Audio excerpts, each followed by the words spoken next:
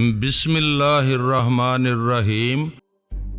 میرے اس تک پہنچنے سے پہلے ہی کھٹ کی ہلکی سی آواز کے ساتھ پستول اس جگہ سے اچھل کر کچھ اور دور چلا گیا۔ میں نے ٹھٹک کر اس دوسرے شخص کو دیکھا جو اب تک اپنی جگہ خاموش کھڑا تھا۔ اس نے اتنی مہلت سے فائدہ اٹھا کر اپنا پستول نکال لیا تھا اور اب فاتحانہ انداز میں مسکراتے ہوئے پستول سیدھا کیے میری طرف دیکھ رہا تھا۔ مجھے اپنی طرف متوجہ پا کر وہ بولا، پستول اٹھاؤ غلام جیلانی، کیا بات ہے، رک کیوں گئے تم؟ میں پستول کا خیال دل سے نکال کر اس کی طرف مڑتے ہوئے بولا، اگر تم نہیں چاہتے ہو تو ٹھیک ہے، میں نہیں اٹھاؤں گا۔ اب غلطی مجھ سے ہی ہو گئی تھی، مجھے پہلے ہی خیال رکھنا چاہیے تھا کہ عورتوں کو اٹھانے والے ایسے نہیں ہوتے کہ ان کے لیے ہتھیاروں کی ضرورت پڑے۔ شاباش، یہی امید تھی مجھے تم سے، مگر کچھ بھی کہتے رہو غلام جیلانی، مجھے غصہ بالکل نہیں آئے گا۔ وہ بدس مسکراتے ہوئے بولا، غصہ تو غیرت مند لوگوں کو آتا ہے، ایسی باتوں پر بے غیرتوں کو تو پتہ بھی نہیں ہوتا کہ غصہ کس چڑیا کا نام ہے۔ میں نے جواب دیا، اور بھی کچھ کہنا چاہتے ہو تو کہہ لو،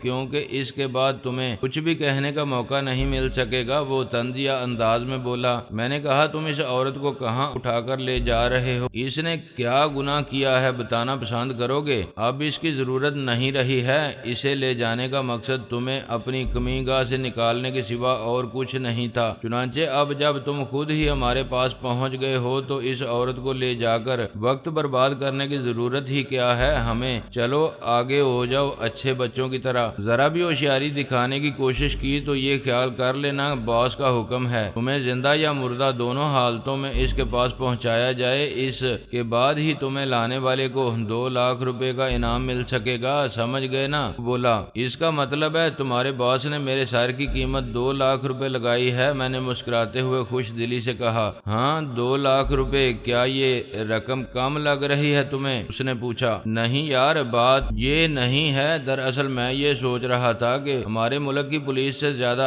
قدرداں تمہارا باس ہے، اس کی نظر میں میرا مول 2 لاکھ روپے ہے، جبکہ پولیس نے صرف 50,000 مقرر کیے ہیں۔ تمہارا باس اچھا آدمی لگتا ہے مجھے۔ ہاں، ہمارا باس بے ایمان آدمی نہیں ہے، وہ مول میں تو کبھی بے ایمانی کرتا ہی نہیں ہے، اس سلسلے میں وہ بہت کھرا آدمی ہے، تم نے اس سے بگاڑ کر کے اچھا نہیں کیا غلام جیلانی، بہت پسند کرتا تھا وہ تمہیں، اگر تم اس سے دغا نہ کرتے تو پاکستان بھر میں تم سے زیادہ دولت مند کوئی آدمی نہیں ہوتا۔ تم نے بڑی غلطی کی ہے غلام جیلانی، اپنے پاؤں پر خود ہی اپنے ہاتھوں سے کلہاڑی ماری ہے تم نے۔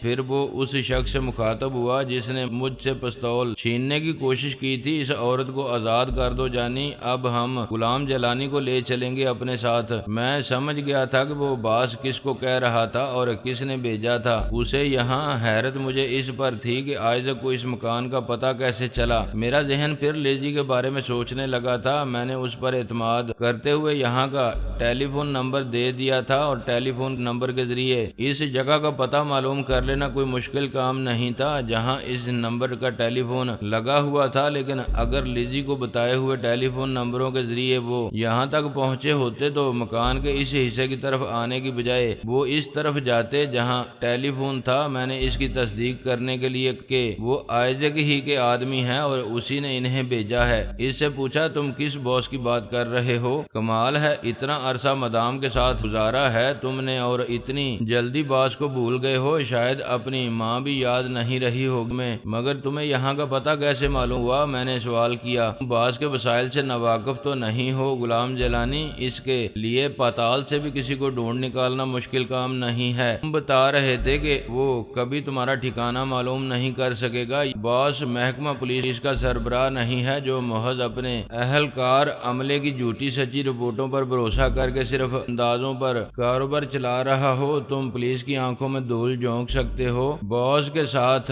ایسا کرنا ممکن نہیں ہے تمہارے لیے۔ ہاں یار، جانتا ہوں تمہارے باس کے وسائل کے بارے میں بھی اور اس کے جہاں بازوں کے بارے میں بھی شاید تمہیں معلوم نہیں ہے۔ میرے ہاتھوں فنا ہونے سے بال بال بچا ہے وہ، میں نے طنزیہ انداز میں کہا۔ ہاں جانتا ہوں میں سب کچھ، ان چھوٹی چھوٹی کامیابیوں کو تیری بڑی جیت سمجھنے لگے ہو، ناقابل شکست سمجھ لیا ہے تم نے اپنے آپ کو۔ تم یہ نہیں جانتے کہ ایک بڑی اور مکمل فتح کے لیے چھوٹی چھوٹی پسپائیاں اٹھانا ضروری ہوتا ہے۔ دشمن کو فریب میں مبتلا کرنے کے لیے اس کے سامنے خود کو کمزور ظاہر کرنے کے بعد ہی اس پر آسانی سے قابو پایا جا سکتا ہے۔ اب تم سیدھے ہو کر دروازے کی طرف چلو اور شرافت سے ہمارے ساتھ چلے چلو، ورنہ اپنی موت کے ذمہ دار خود ہی ہوگے۔ اور ہاں، وہ تمہارا یار اسلم ابھی کدھر ہے؟ وہ یہاں نہیں ہے، اسی لیے انہوں نے مجھ پر قابو کر لیا۔ اگر وہ ہوتا تو صورتحال اس سے بالکل مختلف ہوتی۔ میں نے کہا، اس عرصے میں اس کا دوسرا ساتھی جسے اس نے جانو کہا تھا، وہ فردوسی بیگم کے جکڑ بند کھول چکا تھا، مگر وہ آزاد ہونے کے بعد بھی اسی طرح بے سدھ پڑی ہوئی تھی۔ اسے بے ہوش کر دیا تھا، شاید یا دہشت کے مارے بے ہوش ہو۔ میں نے اس شخص کے ساتھ اچھی خاصی اونچی آواز میں باتیں کرتا رہا تھا۔ مقصد یہ تھا کہ کسی طرح ہماری آوازیں آبی کے کانوں تک پہنچ جائیں، جو ساتھ والے کمرے میں سو رہا تھا، لیکن میں اپنے مقصد میں کامیاب نہیں ہو سکا تھا۔ آبی بہت بے خبر سو رہا تھا۔ شاید دروازے کی طرف سے باہر نکل کر میرے لیے بہت آسان تھا کہ میں کو آزاد کرا لیتا۔ میں دروازے سے نکل تیزی سے آبی کے کمرے میں گھس کر اپنے آپ کو ان کی دسترس سے محفوظ کر سکتا تھا، مگر میرے اس عمل سے فردوسی کو نقصان پہنچ سکتا تھا۔ وہ مجھے فردوسی بیگم کو ساتھ لے جانے یا اسے گولی مارنے کی دھمکی دے کر مجبور کر سکتے تھے، لہذا میں نے ایسی کوئی حرکت کرنا مناسب نہیں سمجھا جس کا نتیجہ بربادی یا شرمندگی کے سوا کچھ نہ نکلتا۔ دوسری بار سامنے آنے پر وہ مزید کسی کارروائی سے باز رکھنے کے لیے مجھے گولی بھی مار سکتے تھے۔ انہیں ہر حالت میں کرنا تو یہی تھا۔ اس آئزک نے میرے سر کا سودا کر لیا تھا، اسے اب میری زندگی سے کوئی دلچسپی نہیں رہی تھی۔ میرا وجود تو اب اس کے لیے ایک مستقل جان لیوا روگ ہی بنا ہوا تھا۔ اگر جلد از جلد مجھے ختم نہیں کرتا وہ تو اسی وقت میں خود اس کی جان لے لیتا۔ میں اپنی اس سوہنی دھرتی پر اس کا وجود ایک لمحے کو بھی برداشت کرنے کو تیار نہیں تھا۔ یہ بات وہ خوب اچھی طرح سمجھ چکا تھا، اور اس کے پاس اس کے سوا کوئی اور چارہ بھی نہیں تھا کہ اپنی زندگی کو برقرار رکھنے کے لیے میری حیات کی ڈور کاٹ دے، ورنہ موقع ملنے پر یہ کام میں کر دیتا۔ اس کے ساتھ اس نے مجھے اپنے ہاتھ سے گولی مار کر ہلاک کرنے کی قسم کھائی ہوئی تھی، اسی لیے اپنے لوگوں کو ہدایت کی ہوئی تھی کہ مجھے اس تک زندہ پہنچانے کی کوشش کریں۔ اگر ایسا کرنا کسی طرح ممکن نہ رہے تو پھر میری لاش بھی قابل قبول ہوگی۔ اس کے لیے کسی یہودی سے یہ توقع ہی فضول ہے کہ وہ اپنا وعدہ، قسم یا عہد ہر حالت میں پورا کرے گا۔ ایسے زبان کے پکے نہیں ہوتے یہ لوگ۔ ریا اور فریب ان کے ضمیر میں اتنا زیادہ ہے کہ ایسی باتوں کی بالکل پرواہ نہیں ہوتی انہیں۔ وہ دونوں بھی یہ بات خوب اچھی طرح جانتے تھے کہ میں فردوسی بیگم کو ان کے رحم و کرم پر بھاگنے کی کوشش کبھی نہیں کروں گا، لہذا وہ بڑے مطمئن انداز میں مجھ سے خاصا فاصلہ رکھ کر کمرے سے نکلے تھے۔ پستول اب ان دونوں ہی کے ہاتھوں میں دکھائی دے رہے تھے، لیکن وہ جیسے ہی کمرے سے باہر آئے، اچانک جانی نے پستول ہاتھ سے پھینک کر دوسرے ہاتھ سے اس ہاتھ کی وہ کلائی تھام کر رانوں کے درمیان دبا لی جس میں وہ پستول پکڑے ہوئے تھا۔ اس کی یہ حرکت اس قدر اچانک اور اضطراری تھی کہ وہ دوسرا شخص کچھ سمجھ ہی نہ سکا تھا۔ پھر اس سے پہلے کہ وہ جانی کے ہاتھ سے بہتا ہوا خون دیکھ کر کچھ سمجھ سکتا، اس کے ہاتھ سے بھی پستول الگ جا گرا، اور وہ بھی بلبلاتے ہوئے خالی ہاتھ سے اپنا پستول والا ہاتھ تھام کر نیچے بیٹھ گیا۔ میرا خیال تھا کہ میرے زور زور سے بولنے کی آواز سن کر ضرور آبی بیدار ہو گیا۔ وہ بستر سے اٹھ کر صورتحال معلوم کرنے کے لیے فردوسی بیگم کے کمرے کی طرف آیا ہوگا، مگر دروازے سے ہی ہماری باتوں سے اصل حقیقت جان کر واپس ہو گیا ہوگا اور پستول میں سائلنسر چڑھا کر ان دونوں کے باہر آنے کا انتظار کرنے لگا ہوگا۔ پھر وہ جیسے ہی باہر آئے اس نے ان دونوں کو باری باری نہاتا اور مفلوج کر کے میری مشکل آسان کر دی۔ یہ محض میرا اندازہ تھا، حقیقت اس کے برعکس تھی۔ ان دونوں کو اپنے اپنے ہاتھ دبائے اذیت سے منہ بناتے دیکھ کر میں نے بجلی کی سی تیزی سے جھپٹ کر ان کے ہاتھوں سے گرے ہوئے دونوں پستول اٹھا لیے اور انہیں حقارت سے دیکھتے ہوئے طنزیہ انداز میں پوچھا، اب کیا حال ہے میرے بچوں؟ اپنے باس کی فتح یابی کے بارے میں اب کیا رائے ہے تمہاری؟ اسی وقت چٹ کی ہلکی سی آواز کے ساتھ پوری گیلری بقیا نور بن گئی۔ میں نے فوراً چونک کر ادھر دیکھا جدھر سوئچ بورڈ تھا اور میری آنکھیں حیرت سے واہ ہو گئیں۔ وہاں آسیہ ہاتھ میں ایک سائلنسر چڑھا ہوا پستول لیے کھڑی تھی۔ میں جسے آبی کا کارنامہ سمجھے ہوئے تھا، وہ کام اصل میں آسیہ نے کیا تھا۔ اسی نے بے آواز فائر کر کے ان دونوں کے ہاتھوں کو پستول پکڑنے کی طاقت سے محروم کیا تھا۔ حیرت کی بات میرے لیے یہ تھی کہ گیلری میں نیم تاریکی تھی، کوئی چیز واضح اور صاف دکھائی نہیں دے رہی تھی۔ اس کے باوجود اس کی چلائی ہوئی دونوں گولیاں بالکل ٹھیک نشانے پر لگی تھیں، ایسی ماہر نشانہ باز ہو چکی تھی وہ میری چھوٹی بہن، جو کبھی پٹاخے کی آواز سن کر سہم جاتی تھی اور چھپتی پھرتی تھی کونے کچالو میں۔ اچانک مجھے ان کے اس چوتھے ساتھی کا خیال آ گیا جو باہر بیرونی دروازے پر کھڑا انتظار کر رہا تھا ان تینوں کی واپسی کا۔ میں نے جلدی سے آسیہ کو آواز دے کر کہا، آسیہ لائٹ بند کر دو۔ ان کا ایک اور ساتھی باہر بیرونی دروازے کے ساتھ کھڑا ہوا ہے، روشنی دیکھ کر وہ چوکنا ہو جائے گا اور خطرہ محسوس کر کے نکل بھاگے گا یہاں سے۔ میں اسے ان کے ساتھ ہی باندھنا چاہتا ہوں۔ آسیہ نے فوراً لائٹ بجھا دی اور میرے قریب آ کر بولی، انہیں باندھنا کیوں چاہتے ہیں بھائی جان؟ ایک ایک گولی اتاریں ان کتوں کے سینوں میں اور ٹھنڈا کر کے کسی گندے نالے میں پھینکوا دیں، وقت نہ برباد کریں اپنا ان پر۔ طے تو میں نے یہی کیا ہے، لیکن پہلے ان کا دیدار کرا دوں، باقی لوگوں کو اس کے بعد کرنا یہی ہے ہمیں ان کے ساتھ، میں نے جواب دیا اور ان دونوں کے پیچھے جا کر بولا، ادھر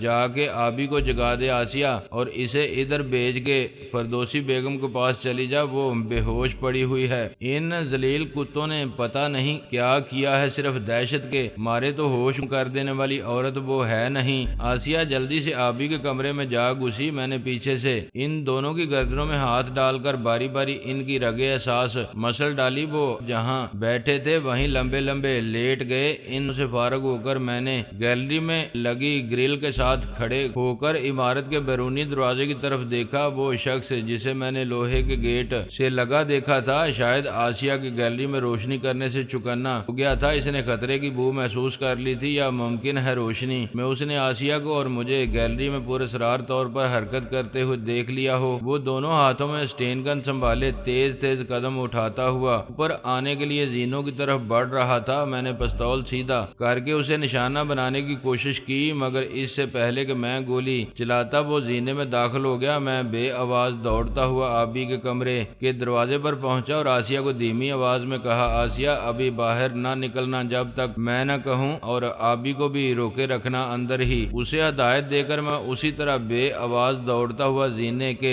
دروازے کی آڑ میں جا ٹھہرا۔ نیچے سے آنے والا بہت ہی محتاط انداز میں اوپر چڑھ رہا تھا، اس کے قدموں کی ہلکی سی آواز بھی سیڑھیوں پر سنائی نہیں دے رہی تھی۔ چند منٹ کے بعد مجھے احساس ہوا جیسے کوئی شخص اوپر آخری سیڑھی پر کھڑا ہے۔ مجھے اس کی سانسوں کی مدھم آواز سنائی دے رہی تھی۔ وہ شاید اوپر آنے کے بعد آخری سیڑھی پر رک کر ماحول کو سمجھنے کی کوشش کر رہا تھا۔ چونکہ وہ گیٹ کے پاس تیز روشنی میں کھڑا رہا تھا، لہذا گیلری کے نیم تاریک ماحول میں اسے دیکھنے میں دشواری ہو رہی تھی۔ میں دیوار کے ساتھ لگا سانس روکے اس کے سیڑھیوں سے باہر قدم رکھنے کا انتظار کر رہا تھا۔ چند ہی لمحے کے بعد میں نے اس کا پاؤں آگے بڑھتے دیکھا اور جیسے ہی اس کا دوسرا پاؤں باہر آیا میری ٹانگ بجلی کی سی تیزی سے حرکت میں آ گئی۔ دوسرے ہی لمحے وہ دب کی آواز کے ساتھ اندھے منہ گیلری میں آ گرا۔ گرتے ہوئے اسٹین گن اس کے سینے کے نیچے دب گئی تھی۔ میں اس کے گرتے اس پر جھپٹا تھا، مگر وہ میری توقع سے کہیں زیادہ پھرتیلا ثابت ہوا تھا۔ میرے قریب پہنچنے سے پہلے ہی وہ لوٹ لگا کر سیدھا ہو گیا تھا۔ اس نے اپنی اسٹین گن تیزی سے میرے طرف سیدھی کرنے کی کوشش کی، لیکن اس کے لیے یہی کافی تھا کہ وہ سیدھا ہو گیا تھا۔ لبلبی دبا کر مجھے گولی کا نشانہ بنانے کا وقت اس کے پاس نہیں تھا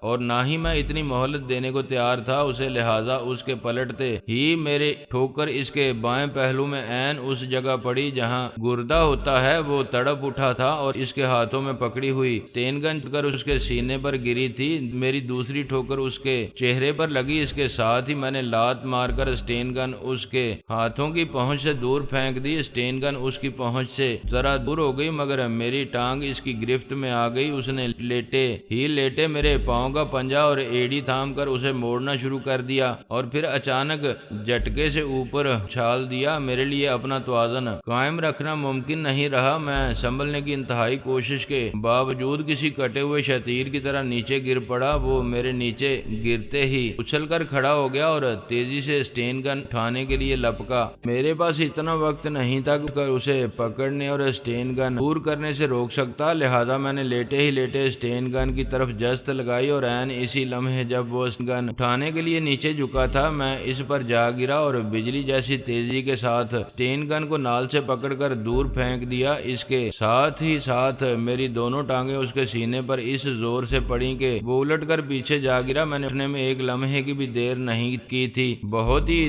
تیزی سے اٹھ کر اس پر جا پڑا تھا۔ میں اسے کسی صورت پر بھی اسٹین گن دوبارہ حاصل کرنے کا موقع نہیں دینا چاہتا تھا۔ اس کی بھی تمام تر کوشش یہی تھی کہ وہ بھی مجھے اسٹین گن پر گرفت مضبوط کرنے کی ذرا بھی مہلت دینے کو تیار نہیں تھا۔ ہم دونوں ہی اس بات کو خوب اچھی طرح جانتے تھے کہ ہم میں سے جسے بھی اسٹین گن حاصل کرنے کا موقع مل گیا وہ ایک لمحے کی بھی تاخیر نہیں کرے گا۔ دوسرے کے بدن کو گولیوں سے چلنی کرنے میں ہم دونوں ہی کی زندگی کا دار و مدار اس پر تھا کہ دوسرا اسٹین گن حاصل نہ کر سکے۔ میں نے اسے دبوچ کر اس کی گردن پر ہاتھ ڈالنا چاہا مگر وہ بھی کچھ کم پھرتیلا نہیں تھا اور کم جنگجو نہیں تھا۔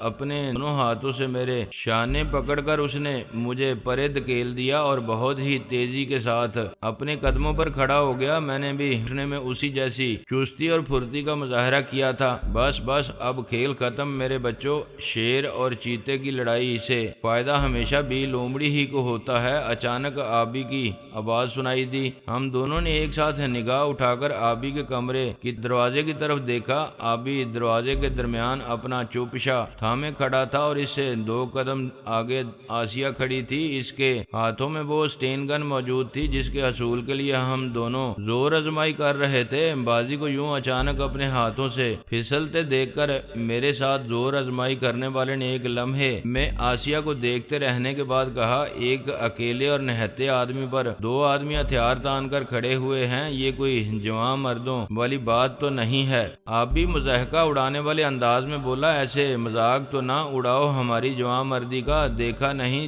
ہم میں سے ایک خاتون ہے اور تجھے اصل خطرہ اس خاتون کے ہاتھ میں پکڑی ہوئی اسٹین گن ہی سے ہے۔ جبھی تو میں نے کہا تھا شیر اور چیتے کی لڑائی میں فائدہ ہمیشہ بھی لومڑی کا ہوتا ہے۔ کیا سمجھ رہا تھا کہ یہ بات میں نے اپنے لیے کہی تھی؟ کیا فرق پڑ جاتا اس سے اگر تو اپنے بارے میں بھی اسی خیال کا اظہار کر دیتا؟ تو میں نے خوش دلی سے مسکراتے ہوئے کہا، اوئے کیا بک لائی ہے تو زنانیوں میں شامل کرنے لگا ہے مجھے، عورت لگتا ہوں میں تجھے؟ آبی آنکھیں نکال کر بولا۔ ہمیں آپس میں چھیڑ چھاڑ کرتے دیکھ کر اس شخص نے موقع غنیمت جانا اور ایک دم پیچھے مڑ کر دوڑ لگا دی۔ اسے بھاگتے دیکھ کر آسیہ نے للکار کر کہا، بزدل کمینے رک جاؤ نہیں تو میں گولی چلا دوں گی۔ اس نے آسیہ کے للکارنے کی ذرا بھی پرواہ کیے بغیر برآمدے کی گرل کے پاس پہنچ کر دونوں ہاتھوں سے گرل تھام لی اور پھر اس سے پہلے کہ آسیہ کے ہاتھ میں پکڑی ہوئی اسٹین گن کی گولیاں اس تک پہنچتی وہ جیسے ہوا میں اڑتا ہوا گرل کے اوپر سے گزر گیا۔